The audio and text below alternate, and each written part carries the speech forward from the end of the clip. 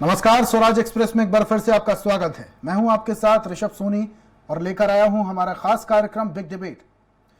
चुनाव नजदीक है, ऐसे में सत्ता की बिसात बिछाने में कोई भी दल पीछे नहीं है। बीजेपी सत्ता में रहने के लिए तैयारी कर रही है, तो वहीं कांग्रेस सत्ता में आने के लिए कई हथकंडे अपना रही है, तो वहीं वोटों में सेंध लगाने के लिए आम आदमी पार्टी खुद को कम आंकने में पीछे नहीं चल रही है। आज चर्चा इसी मुद्दे को लेकर, चर्चा को विस्तार देंगे, लेकिन उससे पहले देख लेते हैं एक रिपोर्ट। सभी राजनीतिक दलों ने 23 की तैयारी के लिए अभी से कमर कस ली है। इसी के चलते प्रदेश बीजेपी कार्यालय में बीजेपी की प्रदेश कार्य समिति की बैठक का आयोजन किया गया। बैठक में बीजेपी प्रदेश अध्यक्ष बी.डी. शर्मा ने कहा कि मोदी सरकार के 9 साल की उपलब्धियों और आगामी कार्य योजना को लेकर चर्चा की। साथ ही कर्नाटक में मिली हार पर शर्मा ने कहा कि कर्नाटक पर क्या चर्चा करनी, चर्चा हम अपने मध्य प्रदेश के विकास को लेकर करेंगे। वहीं केंद्रीय मंत्री नरेंद्र सिंह तोमर ने कहा कि नरेंद्र मोदी भारतीय जनता पार्टी के नेता हैं और पूरे देश में उन्हीं के चेहरे पर चुनाव लड़ा जाता है। बैठक में विभिन्न विषयों को लेकर रणनीति बनेगी। सुशासन के 9 साल पूरे हुए हैं और इसके लिए विशेष कैंपेन चलाया जाएगा। इस बैठक में चर्चा होगी, योजना बनेगी और विधानसभा निर्वाचन भी सन्निकट है, जिसकी तैयारियों में भारतीय जनता पार्टी के कार्यकर्ता बूथ से लेकर राज्य तक सब लगे हुए हैं काम में। तो चुनाव की दृष्टि से भी जो आवश्यक चर्चा होगी वो इस बैठक में की जाएगी। चुनावी तैयारियों पर, संगठनात्मक विषयों पर, चुनाव की आगे की रणनीति पर, सब विषयों पर विस्तार से चर्चा होगी। हमारा केंद्रीय नेतृत्व भी बैठक में रहेगा और प्रदेश का नेतृत्व भी बैठक में रहेगा। 2023 विजय की तैयारी है। कमल का फूल खिलेगा और मध्य प्रदेश की जनता को कमल की तरह उनके चेहरे भी खिला रहे हैं और आगे भी खिलाएंगे, क्योंकि कमल का फूल खुशहाली, समृद्धि और विकास का प्रतीक है। इधर कांग्रेस भी एक के बाद एक वादे जनता के साथ कर रही है। नारी सम्मान योजना के बाद इंदौर में पीसीसी चीफ कमलनाथ ने अपने वादों के पिटारे से इस बार बिजली बिल का वादा जनता को दिया है। कमलनाथ ने ऐलान किया कि 100 यूनिट बिजली बिल माफ की जाएगी और 200 यूनिट पर हाफ बिल देना होगा। 100 यूनिट माफ, 200 यूनिट हाफ। आज कैसे हमारे हर परिवार की क्रय शक्ति बढ़े, ये मेरा लक्ष्य है, जिससे आर्थिक गतिविधि बने। आज बहुत बड़ी आवश्यकता है मध्य प्रदेश में कि आर्थिक गतिविधि बढ़े, और आर्थिक गतिविधि तभी बढ़ेगी जब हम किसानों की मदद करेंगे, हर परिवार की मदद करेंगे। इसका लक्ष्य ये है। निकाय चुनाव में अपनी आमद दर्ज करा चुकी आम आदमी पार्टी ने पूरे जोश के साथ मध्य प्रदेश विधानसभा चुनाव लड़ने का ऐलान कर दिया है, जिससे मुकाबला त्रिकोणीय हो सकता है। विधानसभा चुनाव में बीजेपी को सत्ता बचाने के लिए संघर्ष करना है, तो कांग्रेस मानकर चल रही है कि सत्ता विरोधी लहर पर सवार होकर उनकी सरकार बनना तय है। लेकिन आम आदमी पार्टी भी कहीं न कहीं मध्य प्रदेश में लगातार सक्रियता दिखा रही है। ऐसे में देखने वाली बात ये होगी कि आने वाले चुनाव में सत्ता का मजा तीनों दलों में से कौन चखता है। सलमान खान, स्वराज एक्सप्रेस, भोपाल। तो बिग डिबेट में आज का मुद्दा तैयारी तेज की। अब 2023 में साल के अंत में विधानसभा चुनाव होने वाले हैं और चुनाव को देखते हुए तमाम पार्टियां कमर कस चुकी हैं। तैयारियां जोर शोर से हो रही हैं, जनता से दावे और वादे किए जा रहे हैं, लेकिन अभी पिक्चर बाकी है। इस पर हम बातचीत करेंगे और सबसे पहले पैनल से मुलाकात आपको कराता हूं। बीजेपी प्रवक्ता गुलरेज शेख हमारे साथ जुड़ चुके हैं, कांग्रेस प्रवक्ता राम पांडे जी हमारे साथ जुड़ चुके हैं और स्टूडियो में आप नेता अक्षय हुंका हमारे साथ जुड़ चुके हैं। तीनों मेहमानों का बहुत बहुत स्वागत। और चर्चा की शुरुआत सबसे पहले बीजेपी प्रवक्ता गुलरेज शेख जी से। शेख साहब, इस बार साल के अंत में विधानसभा चुनाव होने हैं, लेकिन इस बार एमपी में सरकार बनाना बीजेपी पार्टी के लिए कहीं ना कहीं थोड़ी सी मुसीबत साबित हो सकता है। कर्नाटक चुनाव के जो रिजल्ट आए उसे कयास लगाए जा रहे हैं कि कहीं ना कहीं अब बीजेपी के लिए जो मोदी लहर चल रही थी वो कहीं ना कहीं डाउन हो चुकी है। अब ऐसे में कांग्रेस की सक्रियता और मध्य प्रदेश में आम आदमी पार्टी की एंट्री कहीं ना कहीं आपके लिए मुसीबत भी खड़ी कर सकती है।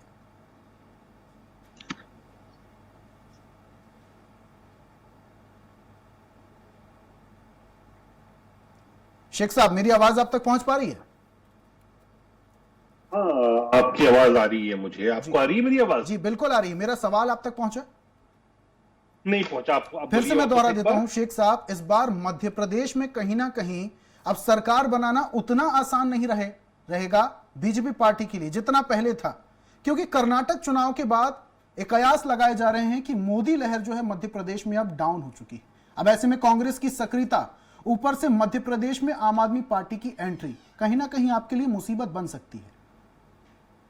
देखिए, आम आदमी पार्टी का तो कोई प्रश्न ही नहीं है, कोई उसके पास स्पेस भी नहीं है। ये वैसी ही बात है जैसे गुजरात के समय हम बात कर रहे थे कि आम आदमी पार्टी ये करेगी, वो कर लेगी, और स्वयं अरविंद केजरीवाल जी ने लिख के दे दिया था इतनी सीटें लाऊंगा। परिणाम क्या आया? सिफत हमने सबने देखा था। जहां तक बात है कर्नाटक की और मध्य प्रदेश की, दोनों के बीच में किसी प्रकार का कंपैरिजन नहीं हो सकता। ये बात सच है कि हमने 3-3 बार सरकारें बनाई कर्नाटक में भी, लेकिन एक बार भी मेजोरिटी सरकार नहीं बनी, क्योंकि वहां का स्ट्रक्चर जो है ऑर्गेनाइजेशन का उतना नहीं है, उतना मजबूत नहीं है जितना मध्य प्रदेश का है। यहाँ तो आइडियल स्थिति है भाई साहब संगठन के एतबार से। और अभी तो विपक्ष की अगर बात करें तो विपक्ष नाम की कोई चीज नहीं है। पिछली बार जिस व्यक्ति का चेहरा दिखा कर, जिसके चेहरे का एडवर्टाइज करके इन्होंने वोट लिया था कांग्रेस पार्टी ने, वो तो हमारे साथ है। तो हमारे पास कार्यकर्ता भी है, हमारे पास नेटवर्क भी है, हमारे पास चेहरे भी हैं, हमारे पास नेता भी है, हमारे पास नेतृत्व भी है, हमारे पास नीति भी। शेख साहब, माफ कीजिएगा, बड़े निवेदन के साथ आपको बीच में रोक रहा हूं, लेकिन आप बोल रहे हैं आम आदमी पार्टी की तो जमीन ही नहीं है मध्य प्रदेश में। आपको नहीं लगता कि आम आदमी पार्टी को आप थोड़ा सा हल्के में ले रहे हैं? केंद्र में 2014 से आपकी सरकार है, लेकिन 2 बार दिल्ली में सरकार बना लेना, और पंजाब जिसको कांग्रेस का गढ़ कहा जाता था, पंजाब में कांग्रेस को जमकर पटकनी आम आदमी पार्टी ने दी, सरकार बनाई अपनी, तो इतना हल्के में नहीं लिया जा सकता। मध्य प्रदेश में एंट्री हो चुकी है आम आदमी पार्टी की। देखिए, बात हल्के में लेने की नहीं है। यदि आप इनका ट्रैक रिकॉर्ड एक चेक करेंगे और डाटा को एनालाइज करेंगे तो आप पाएंगे कि आम आदमी पार्टी सक्सेसफुल वहां होती है जहां कांग्रेस रिसीड करती है, जहां कांग्रेस स्पेस छोड़ती है उसको ऑक्यूपाई करती है। भारतीय जनता पार्टी का यदि वोट की बात करें तो दिल्ली में भी विस्तार हुआ, लेकिन कांग्रेस का जो पूरा के पूरा वोट था कुछ फेंस सिटर्स के साथ वो उसमें चला गया। और जो त्रिशंकु मुकाबला होता है उसमें कई बार मैथमेटिक्स से ज्यादा केमिस्ट्री काम करने लगती है। लेकिन मुझे नहीं लगता कि मध्य प्रदेश में वो स्थिति है, और यदि होगी तो फिर तो आप मान के चले कि फिर परिणाम जो होंगे गुजरात की तरह आएंगे बीजेपी के पक्ष में। चलिए ठीक है, वापस से आपके पास आऊंगा। अक्षय जी, पूरी बात आपने सुनी शेख साहब की, बात उनकी भी गलत नहीं है। मध्य प्रदेश में आपके लिए कहीं ना कहीं मुश्किल खड़ी हो सकती है, ऐसे प्रदेश में जहां पर ज्यादा सक्रियता आपकी नहीं देखी गई। 2023 में साल के अंत में चुनाव होने वाले हैं, लेकिन ऐसा प्रदेश जहां पर 2 पार्टियों की ऑलरेडी वर्चस्व है, कांग्रेस और बीजेपी, अब ऐसे में सरकार बनाना या बहुमत ज्यादा हासिल करना आपके लिए भी मुसीबत हो सकती है। बिल्कुल ऋषभ जी, पहले तो मैं इस बात से बिल्कुल इत्तेफाक रखता हूं कि निश्चित तौर पर मध्य प्रदेश में आम आदमी पार्टी के लिए कठिन परिश्रम करने का समय है और पूरी ताकत के साथ लड़ने का समय है। जहाँ तक गुलरेज जी जो बात कर रहे थे, मुझे थोड़ी सी हंसी आ रही थी, क्योंकि गांधी जी ने बहुत पहले कहा था कि पहले वो तुम्हारे को इग्नोर करेंगे, फिर तुम पर हंसेंगे, फिर तुमसे लड़ेंगे और फिर तुमसे हार जाएंगे। तो अभी वो 2nd फेज में चल रहे हैं, 3rd फेज में भी आएंगे और 4th में भी आएंगे। तो प्रॉब्लम वो नहीं है। 16 कुल मिलाकर के नगरीय निकाय है मध्य प्रदेश में। पहली बार हम मध्य प्रदेश में नगरीय निकाय का चुनाव लड़ते हैं, 16 में से 1 सीट आपके यहाँ से ले जाते हैं। आप इसको कहेंगे कि भाई वो ऐसी मैथमेटिक्स हो गया, पता नहीं कोई सा मैथ्स बता रहे थे शेख साहब, इतने परसेंट है, इतने परसेंट वहाँ। मैथ इतना पढ़ा लिखा हूँ नहीं, लेकिन मुझे इतना जरूर समझ में आता है कि 16 में से 1 सीट हमारे पास में, और उनकी 16 में से 8 सीटें बची थी, 8 गायब हो गई थी। तो खैर, जो मुख्य बात है वो ये है कि आम आदमी पार्टी लगातार मध्य प्रदेश में जनता के बीच में काम कर रही है और करती रहेगी।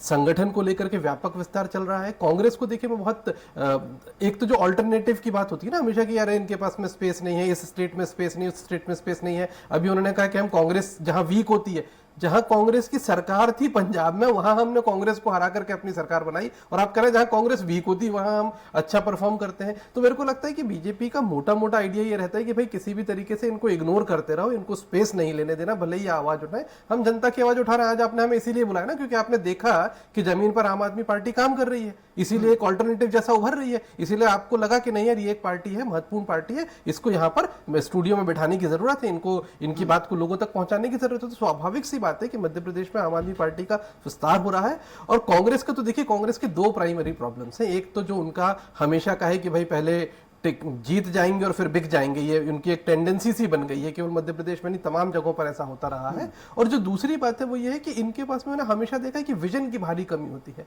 कमलनाथ जी कल जो घोषणा करके आए इंदौर में 100 यूनिट माफ, 200 यूनिट हाफ, ये कहां से लेकर के आए? बिजली के बिल क्या पिछले 1 साल में बढ़े? बिजली के बिल तो सालों से बढ़ रहे हैं। जब आपकी सरकार थी 2018 में, तब भी बिजली के बिल बढ़े हुए रहते। तब तो आपने नहीं कहा था कि भाई 200 यूनिट माफ कर देंगे, 300 यूनिट माफ कर देंगे। और आप दिल्ली के, पंजाब के मॉडल को कॉपी करने की कोशिश कर रहे हो, उसमें भी कुछ गड़बड़ झाला कर दे रहे हैं। वहां हम दिल्ली में 200 यूनिट दे रहे हैं, पंजाब में 300 दे रहे हैं, आप यहां पर आकर के 100 यूनिट दे रहे हैं। तो ये साफ बता रहा है कि आप कहीं नकल करने की कोशिश करें, क्योंकि विजन है नहीं तो नकल करना है। नकल आपकी ठीक चल नहीं पा रही है। तो कुल मिला के अक्षय साहब, आपकी बात से यह समझा जाए कि इस बार आम आदमी पार्टी के पास एक विजन भी है और जनता के पास एक विकल्प भी है आम आदमी पार्टी के तौर पे। वापस से आऊंगा आपके पास। कांग्रेस प्रवक्ता राम पांडे जी भी हमारे साथ जुड़े हुए हैं। राम साहब, पूरी बात आपने अक्षय जी की भी सुनी और शेख साहब की भी सुनी। इस बार उतना मुश्किल हो सकता है कांग्रेस पार्टी के लिए 18 साल से जो पार्टी राज कर रही है मध्य प्रदेश में, उसे हराना, और उसके अलावा आम आदमी पार्टी की एंट्री कांग्रेस पार्टी के लिए कहीं ना कहीं मुसीबत भी खड़ी हो सकती है। एक जिक्र कर रहे थे अक्षय साहब, 16 निकाय सीटों पर 1 सीट जीत जाते हैं आम आदमी पार्टी से। और जहां तक मुझे ध्यान भी है, केजरीवाल का दौरा भी हुआ था, लाखों की संख्या में जनता वहां पर पहुंची थी। तो अब इस बार जनता के पास तीसरा विकल्प भी है। आम आदमी पार्टी की यदि मध्य प्रदेश में बात करें तो 230 विधानसभा में इनके पास 2-4 प्रत्याशी भी नहीं। ये केवल लार टपका कर बैठे हुए हैं कि कोई भी बीजेपी से या कांग्रेस से आ जाए और वो हमारी पार्टी से चुनाव लड़ ले।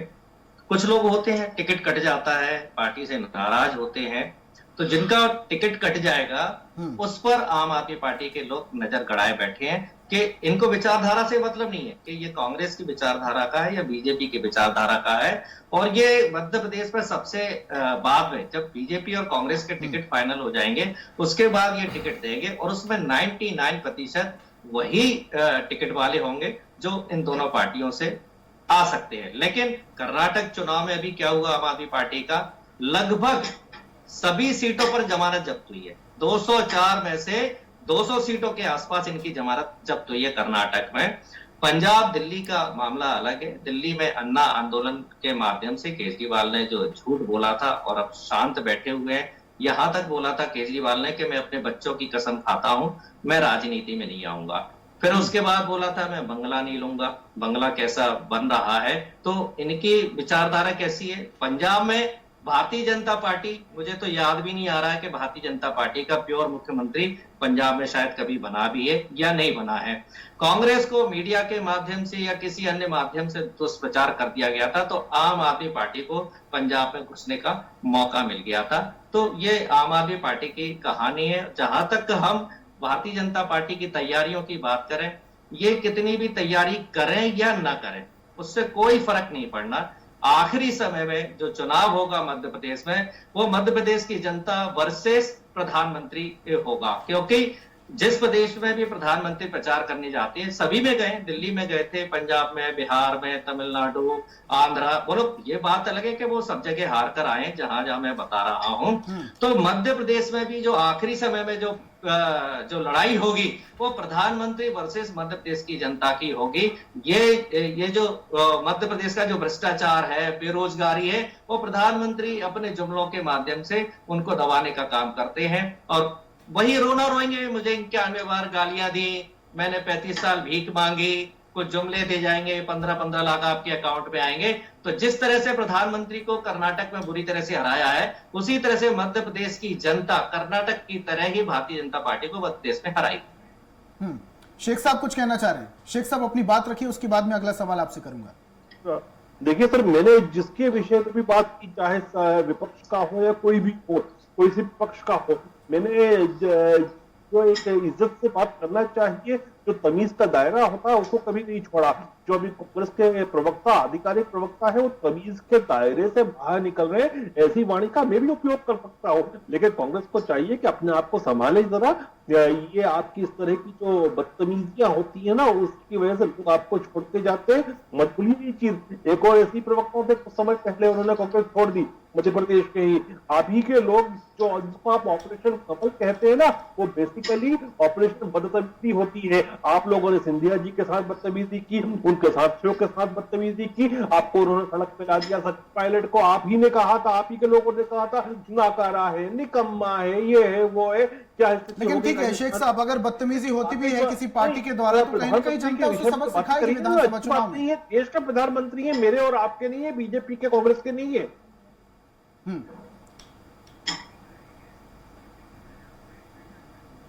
मेरा कहना यही है कि डिबेट हो रहा है, संवाद हो रहा है, चर्चा हो रही है, और तो चर्चा की तो मर्यादा होनी चाहिए शब्दों की। ठीक है शेख साहब, वापस से आऊंगा आपके पास।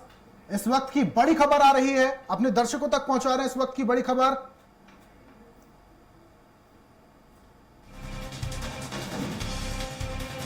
आरबीआई का बड़ा फैसला, इस वक्त की बड़ी खबर। 2000 के नोट का सर्कुलेशन बंद होगा। फिलहाल बाजार में नोट रहेंगे वैध, लेकिन नए नोट अब नहीं छपेंगे। अब 2000 के नए नोट नहीं छपेंगे। आरबीआई का बड़ा फैसला। 23 मई से 30 सितंबर तक नोट बदल सकते हैं। इस वक्त की बड़ी खबर आपको बता रहे हैं। अगर आपके पास भी 2000 का नोट है तो बैंक में जाकर जमा कर सकते हैं, क्योंकि आरबीआई का एक बड़ा फैसला आ गया है। 23 मई से एक बार में 30,000 तक के नोट बदले जा सकते हैं। माफ कीजिएगा, 20,000 तक के नोट बदले जा सकते हैं। 2000 के नोट पर एक बड़ा फैसला आरबीआई की तरफ से। बड़ी खबर इस वक्त की। और सीधा वापस से अपनी चर्चा की ओर रुख करते हैं। हमारे सहयोगी जुड़े हुए हैं, तमाम पैनलिस्ट जुड़े हुए हैं। कांग्रेस प्रवक्ता राम पांडे जी जुड़े हुए हैं। राम साहब, एक बड़ा फैसला आरबीआई की तरफ से आया है। 2000 का नोट अब वैध नहीं होगा, यानी कि अब 2000 के नए नोट नहीं छपेंगे। फिलहाल जो नोट हैं वो रहेंगे वापस से, लेकिन जो नए नोट हैं वो अब नहीं छपेंगे। एक बड़ा फैसला। क्या अर्थव्यवस्था में इसका कोई असर होगा? देखिए, भारतीय जनता पार्टी और मोदी जी ने कहा था कि 1000 के नोट से भ्रष्टाचार फैलता है, क्योंकि ये बड़ा नोट है, तो उन्होंने 2000 का छाप दिया। अब पता नहीं ये देश की जनता को क्या समझते हैं कि 1000 का नोट भ्रष्टाचार फैलाता है, तो 2000 का नोट तो फिर डबल भ्रष्टाचार फैलाएगा। तो इसके 2000 नोट की जो शुरुआत थी वही गलत थी। अब जो फैसला आया है, अब वो ठीक है, उसके परिणाम क्या होंगे वो देखा जाएगा। पिछली बार इनका जो फैसला था उसमें तो देश की अर्थव्यवस्था चौपट हो गई थी, इकोनॉमी ध्वस्त हो गई थी, डाउन हो गई थी, जीडीपी नीचे चला गया था, उद्योग धंधे बंद हो गए थे, लोग 6-6 महीने तक लाइन में लगे रहे थे। अब इसके परिणाम देखा जाएगा कि क्या होगा इसका। यह जरूर है कि भारतीय जनता पार्टी से जुड़े हुए जो लोग हैं उनके पास काला धन है, वो आराम से बदल जाएगा, और जो दूसरे लोग हैं उनको परेशानियों का सामना करना पड़ेगा। क्योंकि जब नोटबंदी हुई थी तो बिहार में एक शख्स के पास शाह था कोई, 15,000 करोड़ रुपए पकड़े गए थे। एक दिन मीडिया में खबर आई थी 15,000 करोड़ रुपए की, दूसरे दिन कोई खबर नहीं आई थी। जल्दी से दोनों की प्रतिक्रिया में ले लेता हूं। आप प्रवक्ता, आप नेता भी हमारे साथ जुड़े हुए हैं। अक्षय साहब, 2000 के जो नोट हैं फिलहाल वो बाजार में जितने हैं वो वैध रहेंगे, लेकिन नए नोट नहीं छपेंगे। आरबीआई का यह फैसला है, इसमें किसी भी तरीके का राजनीतिक हस्तक्षेप नहीं है। क्या कहेंगे इसमें? देखिए, आपको पूरी क्रोनोलॉजी समझनी पड़ेगी। पहले हमारे देश के प्रधानमंत्री जी आते हैं, 500 का 1000 का नोट बंद कराते हैं, फिर वो 2000 के नोट को छपवाते हैं, फिर कुछ समय के बाद में 2000 के नोट मोटे तौर पे मार्केट से गायब हो जाते हैं। आप जाते हैं, हम सब लोग सामान खरीदते हैं, हमें दिखता है कि 2000 के नोट मार्केट से गायब है। अब अचानक से एक आरबीआई का फैसला आता। पिछला फैसला भी आरबीआई का था, पिछली बार घोषणा की थी प्रधानमंत्री जी ने, इस बार घोषणा कर रहे हैं आरबीआई खुद।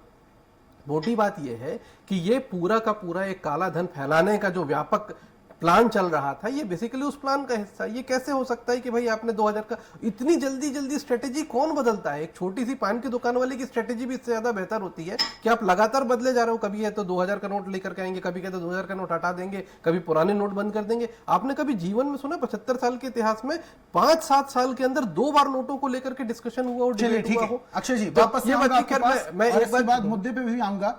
शेख साहब अपनी प्रतिक्रिया दीजिए। 2000 के नोट जो अभी फिलहाल बाजार में वो वैध रहेंगे और उन्हें बदला भी जा सकता है बैंक जाकर, लेकिन अब नए नोट नहीं छपेंगे।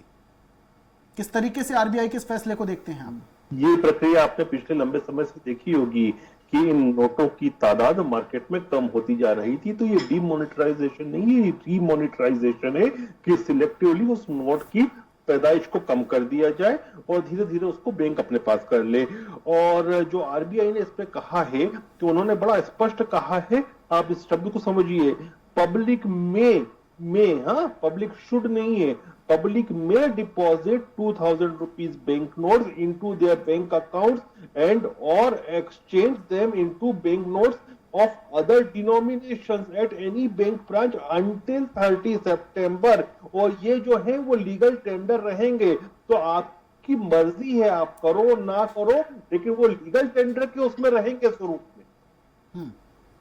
इससे किसी आम आदमी को फर्क नहीं पड़ना। ठीक है, हो सकता है कि कांग्रेस के प्रवक्ता बहुत उछल कूद बचा रहे थे क्योंकि उनके इन लोगों के पास काला धन होता है तो शायद इनको कुछ पीड़ा होती होती, डर होता होगा। ठीक है शेख साहब, वापस से अपने मुद्दे पे आते हैं। राम साहब, मध्य प्रदेश में विधानसभा चुनाव होने वाले हैं और इसको देखते हुए कांग्रेस की तैयारी भी अब देखने को मिल रही है।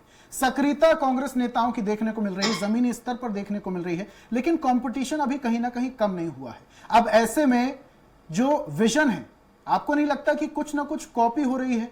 मुख्यमंत्री शिवराज सिंह चौहान ने बोला कि लाडली बहनों को 1000 रुपए अकाउंट में देंगे, तो वहां से कांग्रेस की तरफ से भी ऐलान हो गया कि हम 1500 रुपए देंगे बिना किसी टर्म्स एंड कंडीशन के, 500 रुपए सिलेंडर देंगे। अब एक नया फैसला आ गया है, बेरोजगारी पर भी कई सारे बयान दिए गए।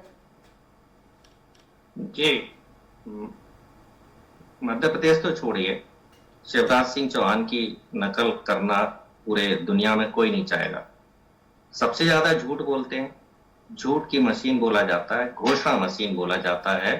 रजिस्टर्ड 25,000 से ज्यादा वो झूठी घोषणाएं कर चुके हैं, झूठ बोल चुके हैं।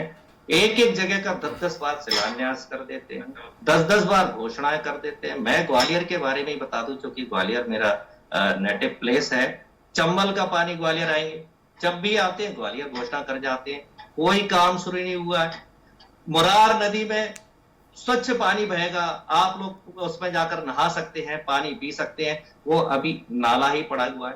ठाटी पुनर्घरत्वीकरण योजना शुरू करेंगे, 15 साल से जैसी की तैसी पड़ी हुई है। स्वर्ण रेखा नाले में स्टीमर चलेंगे, उसमें सुअर पड़े हुए हैं। ग्वालियर में रोपवे बनाएंगे किले के लिए, शिवराज जी खुद उसका शिलान्यास कर चुके हैं, अभी तक काम नहीं शुरू हुआ है। तो मध्य प्रदेश में हर जिले में ये 150 झूठी घोषणाएं कर चुके हैं, तो इनकी कोई कॉपी नहीं करना चाहेगा। पिछली बार 2018 में कमलनाथ जी ने कहा था हम 100 रुपए में 100 यूनिट बिजली देंगे। मध्य प्रदेश की जनता से पूछ लो आप, उनका यदि 100 यूनिट है तो 100 रुपए ही बिल आ रहा था। उन्होंने कहा था हम कर्ज माफी करेंगे, 27 लाख किसानों का कर्जा माफ हुआ था। उन्होंने कहा था कि हम वृद्धावस्था पेंशन को डबल करेंगे, आप पता कर लीजिए वृद्धावस्था पेंशन डबल हो गई। उन्होंने कहा था कि 1000 गौशालाओं का निर्माण करेंगे, उनमें से ज्यादातर गौशालाओं का निर्माण हो चुका था, चूंकि 5 साल का टारगेट था, फिर भी काफी हद तक वो काम हो चुका था। उन्होंने कहा था कि इंदौर और चलिए ठीक है, समय की बाध्यता है, हम काम शुरू राम करेंगे। साहब समय की बाध्यता है, वापस से आपके पास आऊंगा। कमलनाथ जी और शिवराज जी में जमीन आसमान का ठीक है, आपके पास वापस आऊंगा अगर समय बचता है। जो बात बोलते हैं वो करते हैं। आपसे सवाल लेना चाहूंगा, पूर्व मुख्यमंत्री कमलनाथ ने ऐलान कर दिया, वैसे तो बहुत सारे ऐलान उन्होंने किए, 1500 रुपए अकाउंट बिना टर्म्स एंड कंडीशन के महिलाओं के खाते में जाएंगे। इस बार एक और नया ऐलान कर दिया गया, 100 तक माफ, 200 पे हाफ। आपको लगता है कि इतने बड़े बड़े प्रलोभन देने के बाद जनता पर इसका असर होगा? जी, काट की हाथी जो होती है ना, वो बार बार नहीं चढ़ती है। कहते हैं ना, चढ़ गई थी, लोगों ने देखा कि किसी के भी बिजली के बिल कम नहीं होते थे, बल्कि बढ़ गए थे। आपको मैं आपसे निवेदन करूंगा, आवाज आ रही है मेरी आपको? जी, आपको मैं आपसे शेख साहब निवेदन का करूंगा माइक कि ठीक करा अपने दीजिए, इनकी स्टूडियो का आवाज जो मुझे बिल बिल्कुल थे भी उस समझ में नहीं आ रही है, कालखंड के तो मैं इनकी बात कमलनाथ का को कोई अभी रिप्लाई के नहीं दे निकाल पा कर रहा हूं देख मैं। लीजिए, इनका आपको माइक जमीन बहुत खराब आसमान है का आज। ठीक है, अंतर दिखेगा, राम कम से कम साहब, 30% शेख साहब, ज्यादा दिखेगा एक आपको। एक करके ऐसे नहीं। आवाज आपको मेरी आवाज आ रही है? समय की बाध्यता है शेख साहब, समय की बाध्यता है। अक्षय जी, आखिरी कमेंट, 20 सेकंड का समय है आपके पास। नहीं, मैं सिर्फ जी, इतना मैं बोल कहूंगा, सकता राम हूं? पांडे जी ने तो बहुत आपको- मजेदार बात कही थी कि आपने 99 कमलनाथ की जो बातें गुलरेज हैं जी, ना, गुलरेज जी, मैं कह रहा हूँ राम पांडे जी ने बड़ी मजेदार बात कही कि 99% आम आदमी पार्टी के कैंडिडेट बीजेपी कांग्रेस से आएंगे। मैं कह रहा हूँ कि वो स्टाम्प पेपर पर लिख कर देते, साइन कर देते हैं, या तो आप राजनीति छोड़ दीजिएगा या हम छोड़ देंगे। ये बेकार के झूठे मूठे प्रलोभन, झूठे मूठे आरोप लगाने से कुछ होगा नहीं। मध्य प्रदेश की जनता को दिख रहा है आम आदमी पार्टी क्या कर रही है और कांग्रेस ने क्या किया और भाजपा ने क्या किया। चलिए ठीक है, बहुत बहुत शुक्रिया हमारे साथ तीनों मेहमानों का जुड़ने के लिए। बीजेपी से हमारे साथ गुलरेज शेख जी जुड़े हुए थे, कांग्रेस से राम पांडे और आम आदमी पार्टी से अक्षय हुंका जी। तीनों मेहमानों का हमारे साथ जुड़ने के लिए, अपने तर्क रखने के लिए बहुत बहुत शुक्रिया। और आज का विषय था तैयारी 23 की। मध्य प्रदेश में 2023 में विधानसभा चुनाव है और चुनाव को देखते हुए तमाम पार्टियां जमीनी स्तर पर उतरकर अपनी तैयारियां तेज कर चुकी हैं। अब देखने वाली बात यह है कि इन तैयारियों का असर जनता पर क्या होता है। एक नए विषय के साथ, एक नई चर्चा के साथ कल फिर हाजिर होंगे। तब तक के लिए मुझे दीजिए इजाजत और आप देखते रहिए स्वराज एक्सप्रेस। नमस्कार।